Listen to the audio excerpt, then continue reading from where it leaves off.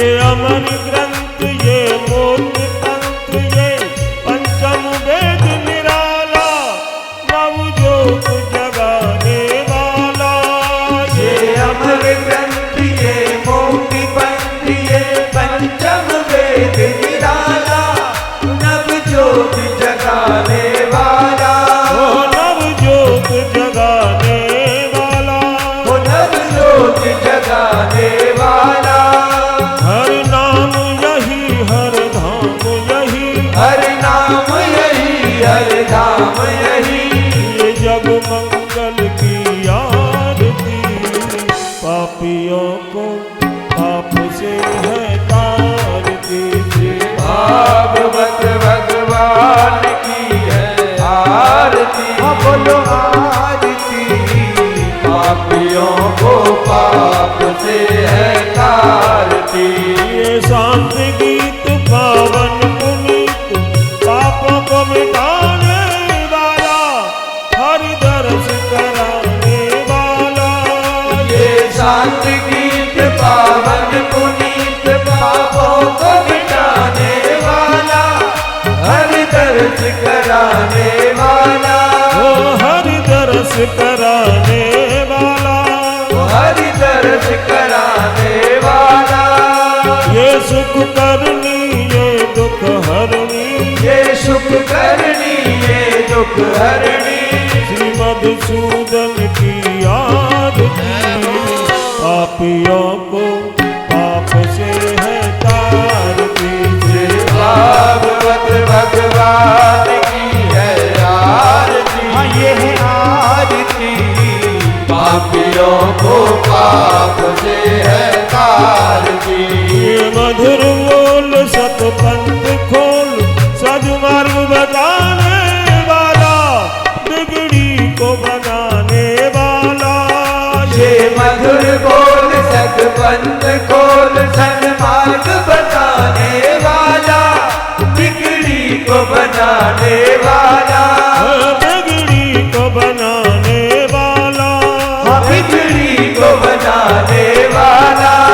श्री राम यही घनश्याम यही, श्री राम यही घनश्याम यही। सीताराम यही राधे श्याम यही, सीताराम यही राधे श्याम यही। प्रभु की महिमा की आरती पापियों को पाप से है तारती। श्री भागवत भगवान की है आरती। हाँ ये है आरती पापियों को पाप से है तारती।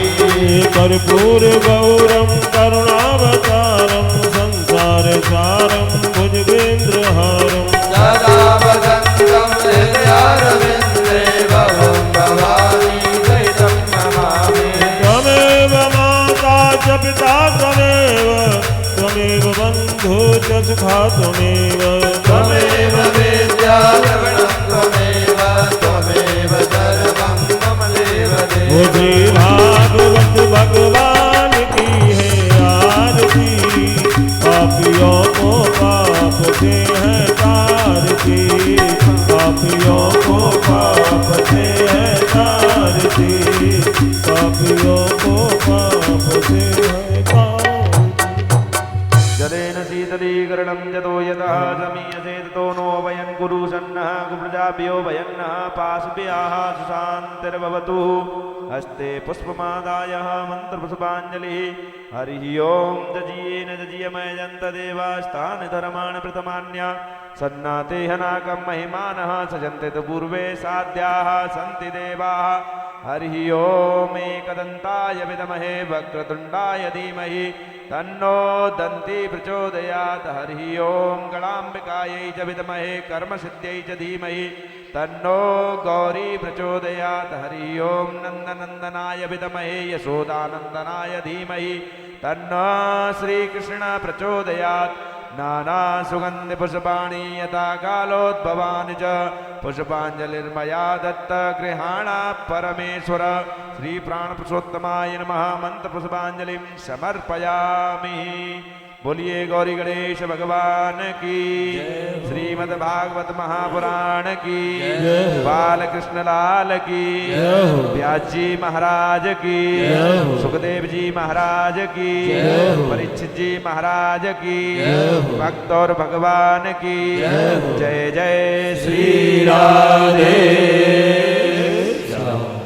सभी भक्त अपने यथास्थान स्थान पर विराजमान हो जाएं और इस लाउड स्पीकर के माध्यम से मेरी आवाज़ जहाँ तक पहुँच रही है, अभी तक जो भक्त कथा पांडाल में नहीं पधारे हैं वो अपने गृह कार्यों से निवृत्त होकर शीघ्रतापूर्वक कथा पांडाल में पधारें और महाराज श्री जी के श्रीमुख से श्रीमद् भागवत महापुराण की अमृतमयी कथाओं का रसस्वादन करें और अपने जीवन को कृतार्थ करें।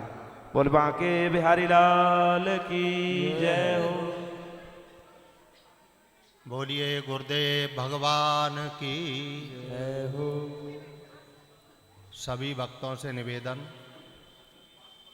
समझदार बच्चों को समझा करके बिठा दें, ना समझ बच्चों को अपनी अपनी गोदी में बिठा लें। ये दो व्यवस्थाएं श्रोताओं की होती हैं। समझदार श्रोता वही है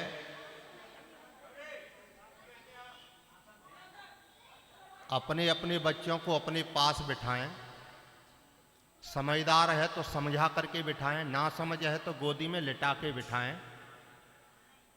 ये व्यवस्थाएं श्रोताओं की है, कथा वालों की नहीं है।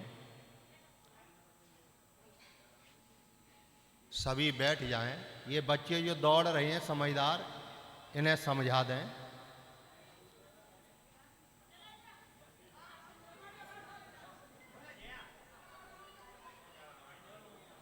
ये भगवान के यज्ञ की पहली व्यवस्था है, बच्चों को संभालना।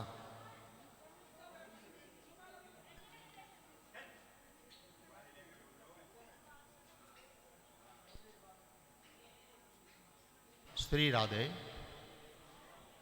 श्री राधे, श्री राधे, श्री राधे। बोलिए गणेश भगवान की जय हो। आइए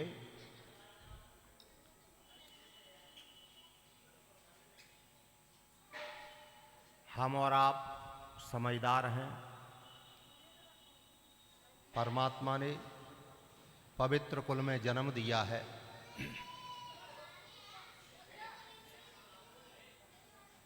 तो हम और आप मिलकर समझ की कथा में प्रवेश करें तो ज़्यादा अच्छा है। ना समझ की कथाएं तो गली गली में हो रही हैं। लोग नाच रहे हैं, उत्सव मना रहे हैं। सीताराम। कन्हैया बैठ जाएं, आप समझदार हैं, ये समझदार बच्चों को समझा दें।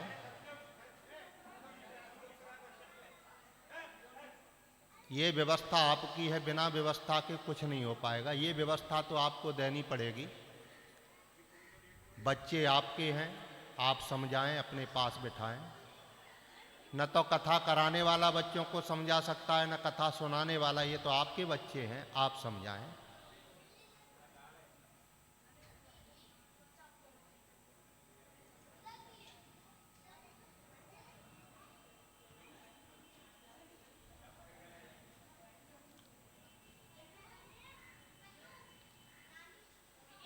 आइए भजन के माध्यम से भगवान के आनंद में प्रवेश करें।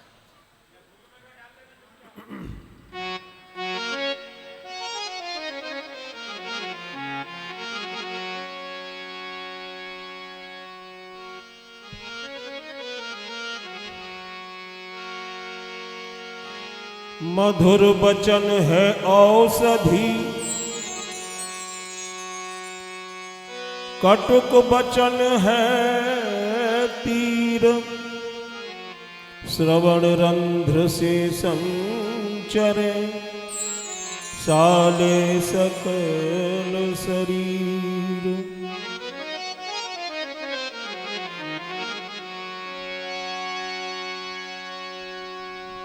राम नाम का सुमिरन कर ले, ये मन पवित्र हो जाएगा। और मन से ही भगवान मिले तू हर का दर्शन पाएगा।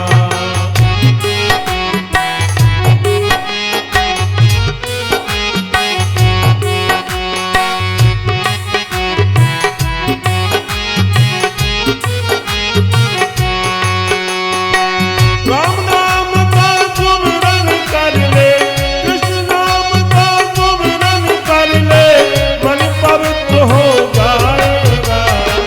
मन से ही भगवान मिले तू हर का दर्शन पाएगा।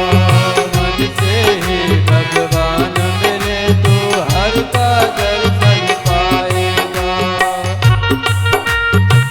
ये झंडी लेके माला आगे नीचे, ये झंडी लो।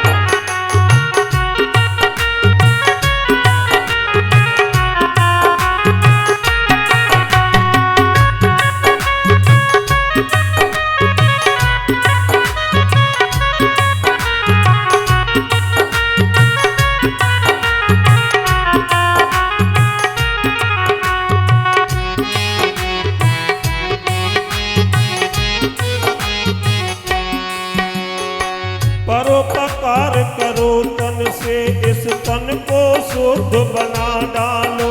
इस तन को शुद्ध बना डालो, इस तन को शुद्ध बना डालो। अरे अंतःकरण शुद्ध करने को रसना से हर गुण गालो। रचना से हरि गुण गालो, तुम रचना से हरि गुण गालो। तन मन दोनों शुद्ध हुए तो, तन मन दोनों शुद्ध हुए तो तो यही तीर्थ बन जाएगा। मन से ही भगवान मिले तू हर का दर्शन पाएगा। मन से ही भगवान मिले तू हर का दर्शन पाएगा। राम नाम का सुमिरन कर ले, राम नाम का सुमिरन कर ले। पवित्र हो जाएगा। मन से ही भगवान मिले तू हर का दर्शन पाएगा। मन से ही भगवान मिले तू हर का दर्शन पाएगा।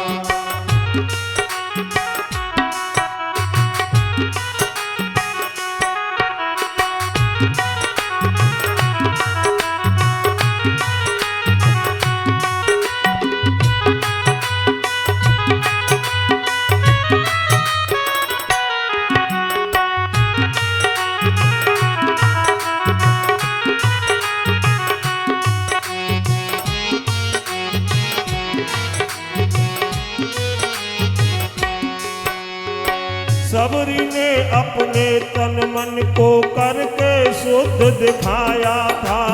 करके शुद्ध दिखाया था, करके शुद्ध दिखाया था। हरे राम ने आके दर्श दिया, भक्ति का ज्ञान सिखाया था। भक्ति का ज्ञान सिखाया था, भक्ति का ज्ञान सिखाया था। उसको हर का धाम मिला, उसको हरि का धाम मिला। तुमको भी कुछ मिल जाएगा। मन से ही भगवान मिले तो हर का दर्शन पाएगा। मन से ही भगवान मिले तू हरि का दर्शन पाएगा। राम नाम का सुमिरन कर ले, कृष्ण नाम का सुमिरन कर ले, मन पवित्र हो जाएगा। मन से ही भगवान मिले तू हर का दर्शन पाएगा। मन से ही भगवान मिले तू हर का दर्शन पाएगा।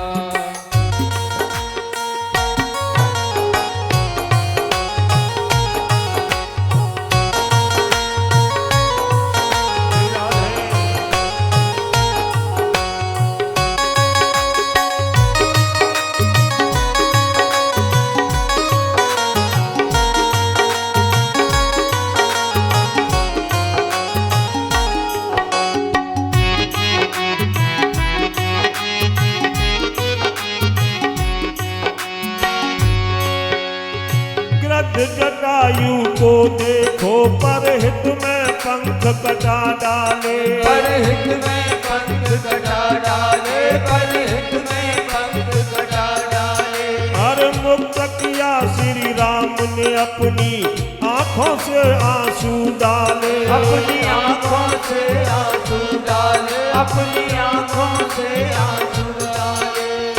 कहें तिवारी मानवता ये श्रेष्ठ धर्म कहलाएगा। ये मन से ही भगवान मिले तू हर का दर्शन पाएगा, मन से ही भगवान मिले तू हर का दर्शन पाएगा। राम नाम का सुमिरन कर ले, कृष्ण नाम का सुमिरन कर ले, मन पवित्र हो जाएगा।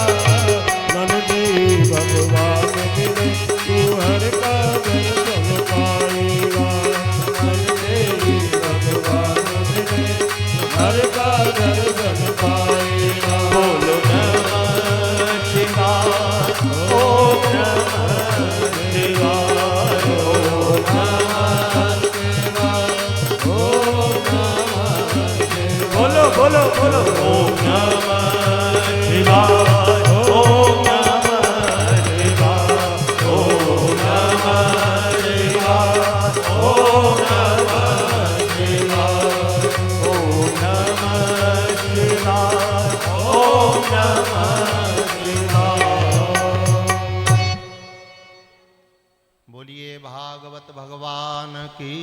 जय हो।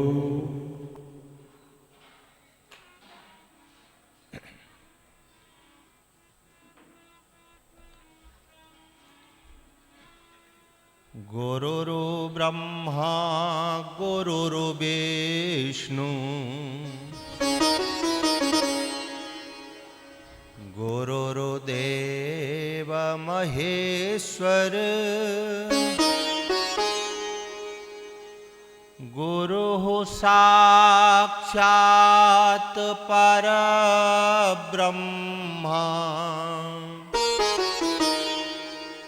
तस्मै श्री गुरभ्यो नमः।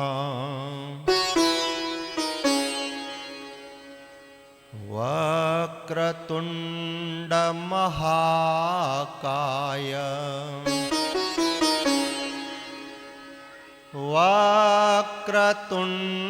वक्रतुंड महाकाय, सूर्यकोटि समप्रभा, निरविघ्नं कुरु मे देव, सर्वकार्येषु सर्वदा।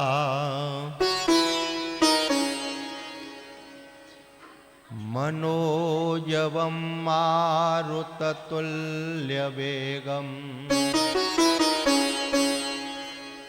जितेन्द्रियं बुद्धिमतां वरिष्ठम्, वातात्मजं वानरयूथमुख्यम्,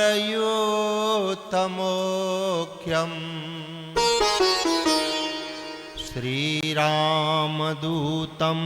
शरणं प्रपद्ये। कृष्णाय वासुदेवाय,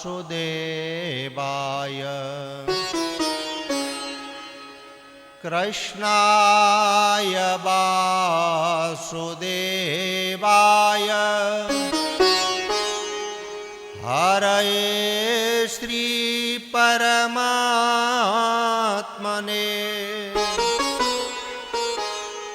प्रणतः क्लेशनाशाय,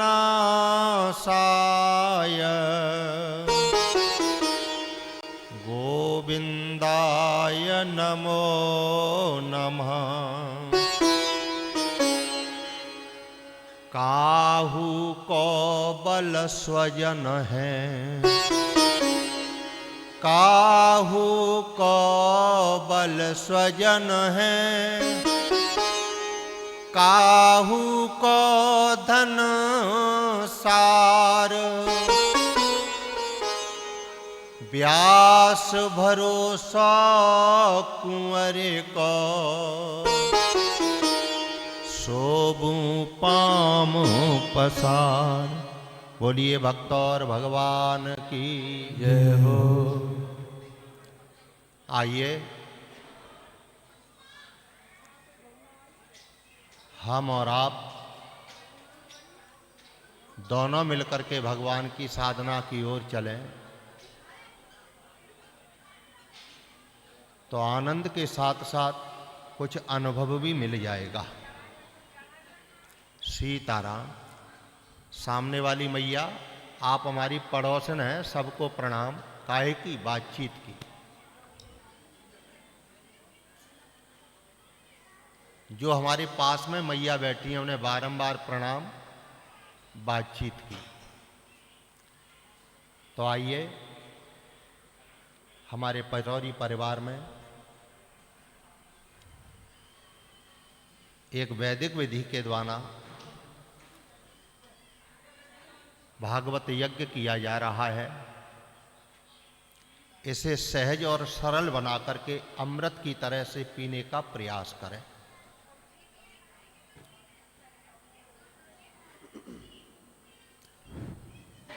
थोड़ा साथ आपको भी देना पड़ेगा। ये अमृत अकेले नहीं पिया जाता।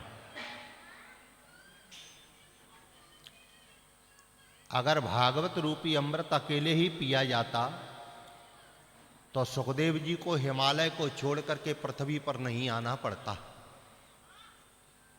आपकी जरूरत है। अगर केवल परीक्षित के द्वारा ही ये रसपान किया जाता तो आप लोगों की जरूरत नहीं थी, लेकिन इसमें आपका भी सहयोग जरूरी है।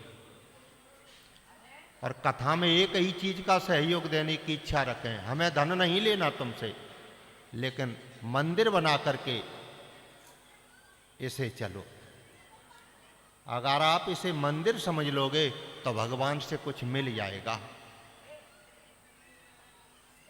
सीताराम सीताराम सीताराम। नाती होगो सीताराम। आइए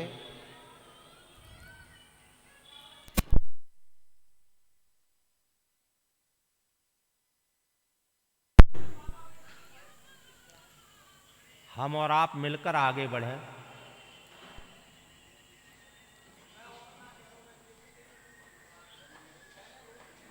सीताराम।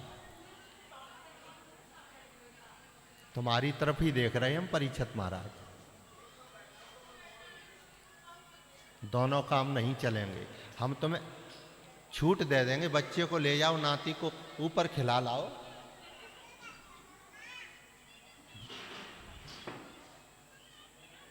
पहली व्यवस्था तो यही है। दूसरी व्यवस्था में कथा आती है। आइए 2 बार भगवान का नाम लेते हुए कथा में प्रवेश करें। जय सीताराम सीताराम सीताराम। जय सीताराम सीताराम सीताराम सीताराम जय सीताराम। सीताराम सीताराम सीताराम। जय सीताराम सीताराम सीताराम सीताराम जय सीताराम। सीताराम सीताराम सीताराम। जय सीताराम सीताराम सीताराम सीताराम जय सीताराम। सीताराम सीताराम सीताराम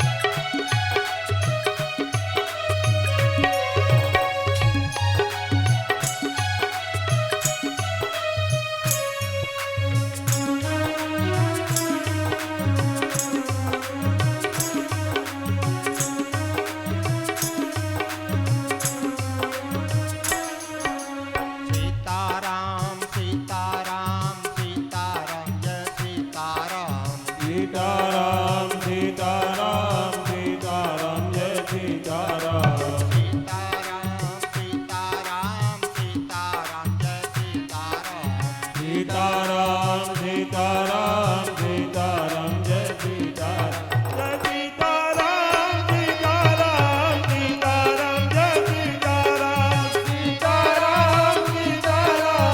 सीताराम जय सीताराम सीताराम सीताराम सीताराम जय सीताराम सीताराम सीताराम सीताराम जय सीताराम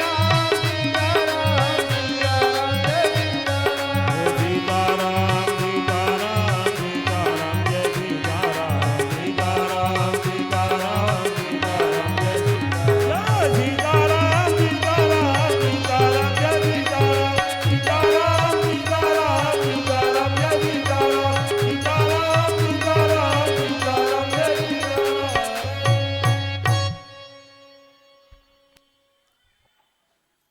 आइए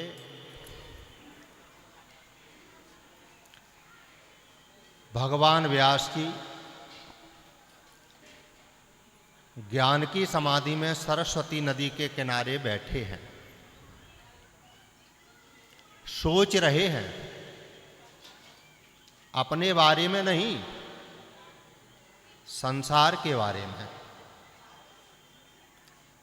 अपने बारे में सोचता है वो जीव होता है, और जो संसार के बारे में सोचता है वही तो परमात्मा होता है। अपने बारे में तो सभी सोच रहे हैं, हम भी सोच रहे हैं, आप भी सोच रहे हो। अरे हमारी तुम्हारी बात छोड़ो, अपने बारे में तो जीव जंतु भी सोच रहे हैं। तो भगवान संसार के बारे में सोच रहे हैं कि द्वापर जाने वाला है, कलयुग आने वाला है, और कलयुग में जीवों की गति भी बदल जाएगी और मति भी बदल जाएगी। तो जिसकी गति बदल जाएगी, जो धर्म के विपरीत चलेगा, इसी को गति का बदलना कहते हैं। और मति बदल जाएगी, अपनों के विपरीत चलेगा, और कलयुग में यही हो रहा है। हमारी गति बदल गई, हम धर्म के विरोध में चल रहे हैं, हमारी मति बुद्धि भी बदल गई। तो ऐसी अवस्था में जीवों का कल्याण कैसे होगा?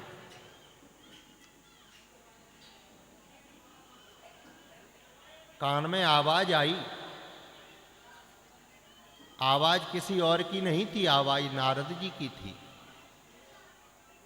हे व्यास, अगर संसार का कल्याण करना चाहता है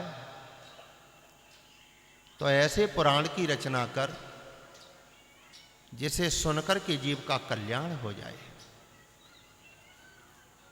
और उसमें ऐसा गुण डाल दे कि अगर कोई भाव से सुने तब तो कल्याण हो ही जाए, अगर बिना भाव के भी भागवत का शब्द अंदर चला जाए तो उसका भी कल्याण हो जाए, ऐसा गुण डाल दे। और इसी साधना को देख करके गोस्वामी जी ने लिखा कि मेरे परमात्मा की कथा में कौन सा गुण है, मेरे गोविंद के नाम में गुण कौन सा है जो व्यास जी ने डाला है। गोस्वामी जी ने लिख दिया, भाव को भाव अनख आलस हो, भाव को भाव अनख आलस हो, भाव को भाव अनख आलस हो, भाव को भाव अनख आलस हो। गुण क्या डाला? भाव को भाव अनख आलसहु। चाहे तो मन से कथा में आओ, चाहे बोहर निभाए में कथा में आ जाओ, लेकिन भागवत का शब्द कान में चला गया तो होगा क्या? नाम जपत मंगल गल देश दसहु हो नाम जपत मंगल देश दसहु।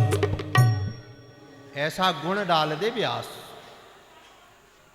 और ऐसे पुराण की रचना कर देगा तो संसार का कल्याण होता रहेगा। व्यास जी के मन में भाव जाग गया, हाथ में कलम उठाई और चल पड़े। लेकिन मन में विचार किया कि मैंने हर पुराण की रचना पवित्र स्थान पर की है। मैंने किसी पुराण की रचना गंगा के किनार की है क्योंकि गंगा पवित्र है। मैंने किसी वेद की रचना हिमालय पर की है। मैंने किसी पुराण की रचना काशी पर की है। लेकिन अब की बार मैं भागवत की रचना करूंगा तो विचार करके विचार किया कि ऐसे स्थान पर करूंगा जहां पर जीव को बिना गुरु के, बिना सत्संग के, बिना पुराण के पूर्ण ज्ञान मिल जाता है। मैं उसी स्थान पर भागवत की रचना करूंगा। ये मन में विचार आया तो हमारे व्यास जी कहते हैं कि हर कार्य को करने से पहले विचार करना बहुत जरूरी है। कार्य के साथ में धन नहीं जुड़ा है, कार्य के साथ में विचार जुड़ा है।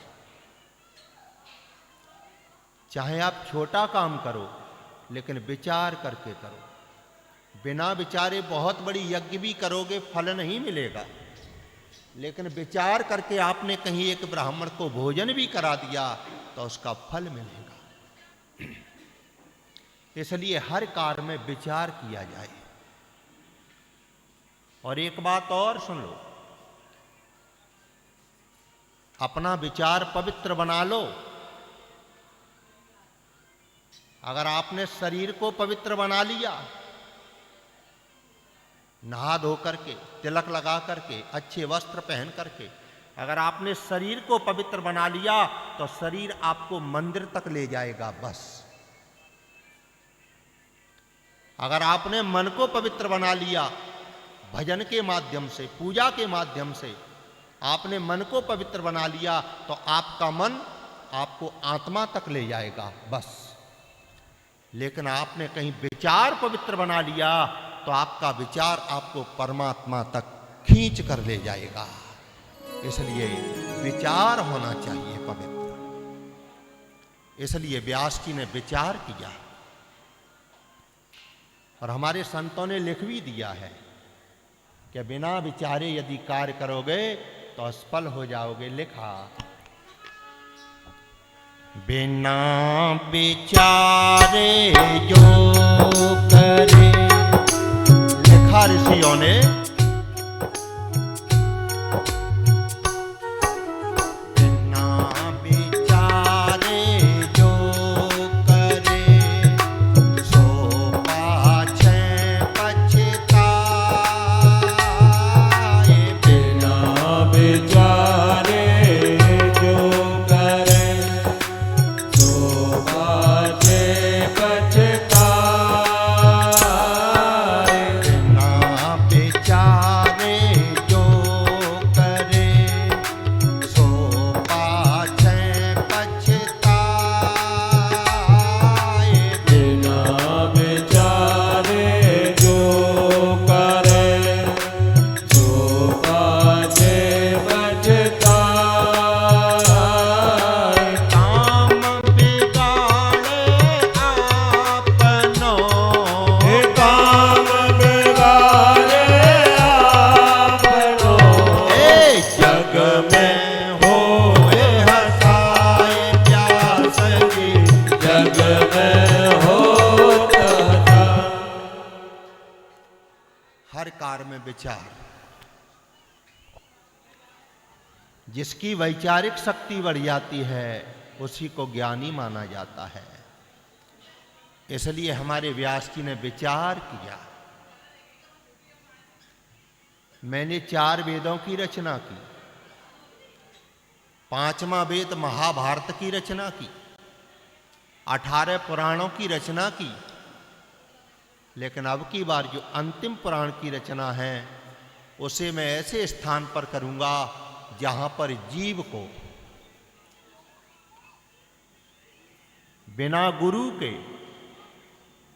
बिना सत्संग के, बिना पुराण के पूर्ण ज्ञान मिल जाता है। मैं ऐसे स्थान पर इस पुराण की रचना करूंगा। और वो स्थान कौन सा है? अगर आप विचार करोगे तो ये स्थान हर शहर में है, हर नगर में है, हर गांव में है, जहां पर हर व्यक्ति को जाना पड़ता है। और उस स्थान का नाम क्या है? मरघट। मरघट वो स्थान है जहां पर हर जीव को जाना पड़ता है। आप चाहे कितने बड़े राजमहल में रहो, लेकिन जब अंतिम यात्रा आपकी उठेगी तो राजमहल से मरघट की ओर जाएगी। आज तक दुनिया में किसी की यात्रा मरघट से राजमहल की नहीं हो आई, लेकिन हर किसी की यात्रा राजमहल से मरघट की ओर जाती है। इसलिए मैं भागवत की रचना मरघट पर करूंगा। और मरघट वो स्थान है प्यारे, जहां पर हर जीव को बिना गुरु के, बिना सत्संग के, बिना पुराण के सत्य का दर्शन होता है। आपने देखा होगा, जब आप किसी घर के सदस्य को जलाने के लिए मरघट पर जाते हैं, आप गए होंगे कई बार। मैया बैठ जाएं, ए चिरैया बैठ जाओ, बैठ जाओ, कथा में आए हो आप, बैठ जाओ। सीताराम सिख तरह की कानों पत्ते हमें कहा करें। आइए, आपने मरघट में जाके देखा होगा, जब हम अपने पिता के शरीर को मरघट में ले जाते हैं और पिता के शरीर को अग्नि की सेज पर लेटा देते हैं, हमारे पूरे परिवार के सदस्य होते हैं, हमारे घर वाले रिश्तेदार होते हैं, गांव वाले होते हैं, और जब पिता के शरीर में अंतिम अग्नि जलाई जाती है, जब पिता का शरीर झरझर करके जलने लगता है, तब आपने देखा होगा मरघट में एकदम सन्नाटा छा जाता है। हर व्यक्ति का सिर झुक जाता है, एकदम शांति छा जाती है, और हर किसी के मन में एक ही विचार आता है, चाहे कितना भी कुछ कर ले, लेकिन एक दिन इसी तरह से मरघट पर आकर के जलना पड़ेगा। बस यही सत्य है, यही सत्य है। इसलिए व्यास जी ने मरघट पर जाकर के हाथ में कलम लेकर के भागवत का प्रारंभ किया। थोड़ा और सुन लो। फिर विचार किया व्यास जी ने कि मरघट भी ऐसा होना चाहिए जो विश्व का सबसे बड़ा मरघट हो। विश्व के इतिहास में ऐसा कोई बड़ा मरघट नहीं हो, उस मरघट पर मैं भागवत की रचना करूंगा। आंखें खोल के देखा, किसी मरघट पर 5 शरीर जल रहे हैं, किसी मरघट पर 50 शरीर जल रहे हैं, किसी मरघट पर 100 शरीर जल रहे हैं, लेकिन एक मरघट दिखाई दिया जहां पर करोड़ों लाशें पड़ी हुई हैं, एक साथ करोड़ों शरीर धूं-धूं करके जल रहे हैं। और वो स्थान कहीं और नहीं था, वो भारत में ही था। और उस स्थान का नाम है कुरुक्षेत्र, जहां पर आज महाभारत के 18वें दिन को पूर्णता मिल गई है। आज महाभारत का 18वां दिन पूर्ण हो गया है। करोड़ों शरीर पड़े हुए हैं, लाखों माताएं अपने बेटाओं के लिए रो रही हैं, करोड़ों बहन अपने भाइयों की कलाई पकड़ के रो रही हैं। ऐसे मरघट को जब व्यास जी ने देखा तो उनकी आंखों से भी आंसू निकल पड़े। जिनको मैं अपना समझता था वो सब जा रहे हैं, और इस मरघट से बढ़कर के कोई नहीं है। व्यास जी पहुंच गए, हाथ में कलम उठा ली और अपनों के बीच में बैठ करके व्यास जी ने भागवत का प्रारंभ किया। इसका दूसरा अर्थ भी है। अगर कथा के रूप से सुना जाए तो यही है, लेकिन समझ की दृष्टि से देखा जाए तो थोड़ा ऊपर उठ कर के समझो। व्यास जी समझाना चाहते हैं कि जब तक मानव के जीवन में महाभारत का समाप्ति नहीं आ जाएगी तब तक भागवत का प्रारंभ भी नहीं होगा। आपके जीवन में जब तक महाभारत चलता रहेगा तब तक भागवत प्रारंभ नहीं होगा, और जब महाभारत समाप्त हो जाएगा वहीं पर भागवत का प्रारंभ हो जाएगा। कब तक लड़ते रहोगे अपनों से, कब तक झगड़ते रहोगे? ये झगड़ना बंद करना पड़ेगा। जिस दिन आपके जीवन में अपने पराये का, ऊंच नीच का, अमीर गरीब का भेद समाप्त हो जाएगा, तब आपके हृदय से स्वतः परमात्मा का भागवत भी प्रारंभ हो जाएगा। इसलिए व्यास जी जाकर के बैठ गए। और एक बात और सुन लो, व्यास जी ने जाकर के देखा कि मैं भागवत का प्रारंभ कहां से करूं, क्योंकि किसी भी पुराण का प्रारंभ करना बड़ा मुश्किल है। व्यास जी ने देखा मैं प्रारंभ वहां से करूंगा जहां पर भगवान का दर्शन हो। आइए, व्यास जी ने कलम उठाई और दर्शन किया। महाभारत का युद्ध समाप्त हो गया है। हस्तिनापुर के राजा धर्मराज युधिष्ठिर बन गए,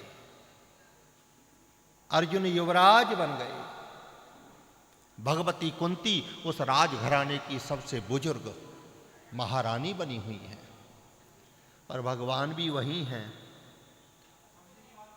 गोविंद को रहते रहते बहुत दिन बीत गए। अपने घर की याद आई कन्हैया को, द्वारिका की याद आई। भगवान ने विचार किया अब तो द्वारिका चलना चाहिए। भगवान धीरे से आए और सबसे पहले गोविंद ने कुंती की ओर देखा। भगवान ने हाथ जोड़े कुंती के, और हाथ ही नहीं जोड़े, भगवान ने आवाज से कुछ कहा भी। आज पहली बार गोविंद ने कुंती से कहा, बुआ, ओ बुआ। भगवान की वाणी से बुआ शब्द सुनकर के कुंती के रोंगटे खड़े हो गए, शरीर गदगद हो गया। आज गोविंद मुझसे बुआ कह रहा है। वो बूढ़ी दौड़ पड़ी, गोविंद का हाथ पकड़ लिया, कन्हैया तूने मुझसे बुआ कहा? गोविंद ने हंस के कहा, मैंने बुआ कहा नहीं, तू मेरी बुआ है, मेरी मां पिता की बहन है, बुआ है। कुंती की आंखों से आंसू आए। एक बार और बोल कन्हैया बुआ। गोविंद ने दौड़ के कमर पकड़ ली, बुआ। कुंती के आंखों से आंसू झर पड़े। ये पहला सुख। अगर बुआ से भतीजा प्रेम करता है तो बुआ को खुशी होती है, काहे की? उस बेटी को खुशी होती है कि अब मेरा आना जाना मायके में बना रहेगा, क्योंकि भतीजा मुझसे प्रेम करने लगा है। नहीं तो एक बेटी का मायके में आना जाना जब तक रहता है जब तक उसके माता पिता जीवित रहते हैं। जब तक बेटी के माता पिता जीवित रहते हैं तब तक अधिकार से जाती है। जब दोनों चले जाते हैं तो जाने में संकोच करती है कि भाभी ने स्वागत किया या नहीं किया। लेकिन भतीजा कहीं प्रेम करने लगे तो खुशी होती है कि अब मेरा मायके में आना जाना बना रहेगा। भगवान ने हंस के कहा, बुआ तुझे पता है मैंने तुझे क्यों बुलाया? मैं द्वारिका जा रहा हूं और जाने से पहले तुझे कुछ देना चाहता हूं, क्योंकि मेरा स्वभाव है। वैसे तो मैं किसी के घर आता नहीं, और आ जाता हूं तो कुछ देकर जाता हूं, इसलिए कुछ देना चाहता हूं, मांग ले। आपने कथा सुनी होगी और आपको पता भी है कुंती ने क्या मांगा? दुख मांगा, विपत्ति मांगी। कथा तो यही कहती है कि कुंती ने विपत्ति मांगी। आप चाहे हजारों कथा सुनो, हर कथा में पंडित यही कहेगा कि कुंती ने विपत्ति मांगी, और व्यास जी ने भी लिखा है कुंती ने विपत्ति मांगी, लेकिन सुखदेव जी की समझ क्या कहती है?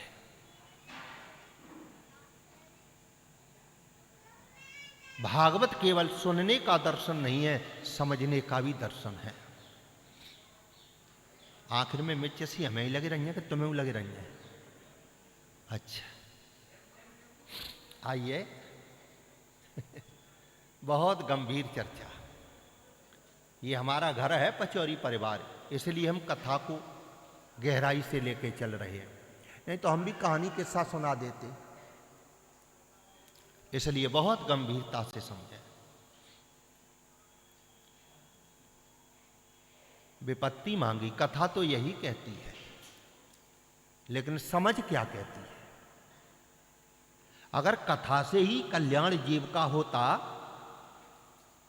तो व्यास जी से अच्छी कथा कोई नहीं सुनाता, क्योंकि कथा व्यास जी ने लिखी है, लिखने वाला अच्छी तरह से सुना सकता है, लेकिन केवल सुनने की जरूरत नहीं है, कथा को समझने की जरूरत है। और समझाने के लिए व्यास जी पूर्ण नहीं थे, इसलिए सुखदेव को आना पड़ा। और दूसरी बात, भगवान दोनों तरह से प्रकट हुए हैं। व्यास जी की कलम से भगवान प्रकट हुए हैं। व्यास जी की कलम में इतनी सामर्थ्य थी कि व्यास जी की कलम से भगवान प्रकट हुए। राधे राधे। हमारे परीक्षित महाराज आ गए, बहुत दूर से आए हैं।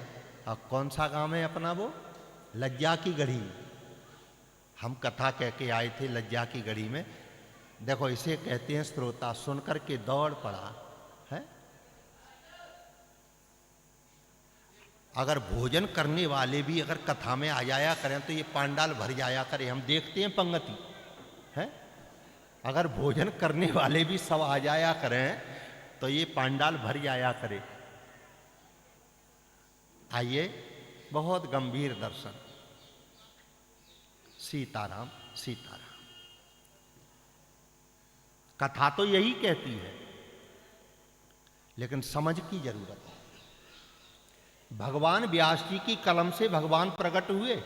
व्यास जी की कलम में सामर्थ्य थी, लेकिन सुखदेव जी की वाणी में इतनी शक्ति थी कि भगवान वाणी से प्रकट हुए। और लिखने में और बोलने में जमीन आसमान का अंतर है। लिखने वाला और बोलने वाला दोनों में जमीन आसमान का अंतर है। पहला अंतर, लिखने वाले के पास में सोचने का समय होता है, लिखने वाले के पास में सुधारने का समय होता है, लेकिन बोलने वाले के पास में न सोचने का समय होता है न सुधारने का समय होता है। इसलिए लिखने वाले से बोलने वाला 1000 गुना आगे है, क्योंकि वो समझाने वाला है। जो बोल रहा है उसे समझाने वाला कहा जाता है। इसलिए कथा तो कहती है कि कुंती ने क्या मांगा? दुख मांगा, विपत्ति मांगी। आप कुंती की बहन हो ना, भतीजी होंगी, बहन होंगी। अच्छा, मंदिर में जाती हो, तुम क्या मांगती हो? ईमानदारी से बताओ। है? एक बतासे में पूरी संपत्ति लेना चाहते हैं। नाती पंती संती अठन्नी चवन्नी सब दे दो महाराज, तो एक बतासो ले ले। लेकिन कुंती ने क्या मांगा? हाथ जोड़ करके कह रही है, अगर गोविंद देना चाहते हो तो एक मत दो, दो दे रही हूं, मुझे 2 चीजें दे दो। क्या? मैया कुंती कह रही है कि मैं 2 चीजें इसलिए मांग रही हूं क्योंकि तू एक पिता का बेटा नहीं है, तू 2 पिता का बेटा है। तू एक मां का लाड़ना नहीं है, तूने 2 माताओं के आंचल का दूध पिया है। इसलिए मैया ने स्तुति कर दी। हाथ जोड़ करके मैया कह रही है कि कृष्णाय वासुदेवाय। तू एक पिता का बेटा नहीं है, 2 का है। किस किस का? बोले कृष्णाय वासुदेवाय देवकी नंदनाय च और नंद गोप कुमाराय यशोदाय नमो नमः। तेरी दो दो माताएं हैं, देवकी और यशोदा। तेरे दो पिता हैं, बड़ा भाग्यशाली है, वसुदेव और बाबानंद। इसलिए देना चाहता है तो मुझे दो दे दे। भगवान ने कहा मांग ले। मैया रोकर के कह रही है कि विपदा संतु में सस्वत, अरे विपदा संतु में सस्वत यत्र यत्र जगत गुरु। है संसार के मालिक, यदि देना चाहता है, वैसे तो मैं विपत्ति मांगना चाहती हूं, लेकिन विपत्ति देने से पहले मुझे गरीबी जरूर दे देना। विपदा संतु में सस्वत, सस्वत कहते हैं सत्य को। मैं विपत्ति तो मांग रही हूं, लेकिन विपत्ति से पहले